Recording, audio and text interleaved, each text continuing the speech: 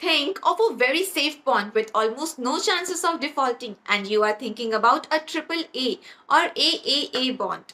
Of course, triple A एक rating है जो कि रेटिंग एजेंसीज द्वारा दी जाती है, but it basically means a bond with highest safety with respect to timely interest and principal payment.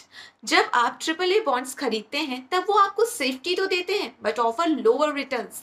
ऐसे ही कम रेटेड बॉन्ड्स ज्यादा रिटर्न्स देते हैं लेकिन वो उतने सेफ नहीं होते।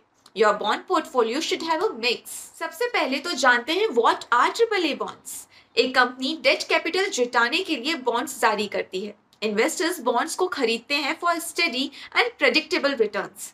बॉन्ड जारी या इशू करने वाली कंपनीज बोरोअर्स होती हैं, वहीं bond investors are the lenders.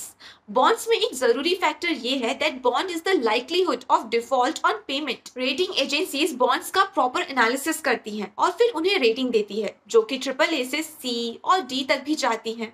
Triple A highest और सेफेस्ट रेटिंग मानी जाती है। ट्रिपल ए बॉन्ड इशुअर के पास होती है financial strength and future cash flows to cover interest and principal.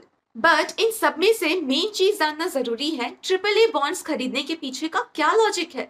Logic of buying triple A bonds for borrowers with high safety, borrowing cost will be lower. That means lower yields for the investors, but it comes with safety.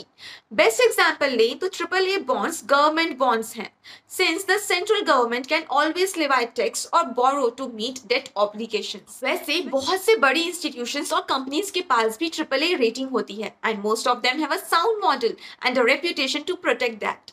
So what is the bottom line? आपका primary focus होना चाहिए bond portfolio को diversify करने में across a spectrum of low risk and risky assets, and at the safest end of the bond spectrum में है these AAA और AAA bonds.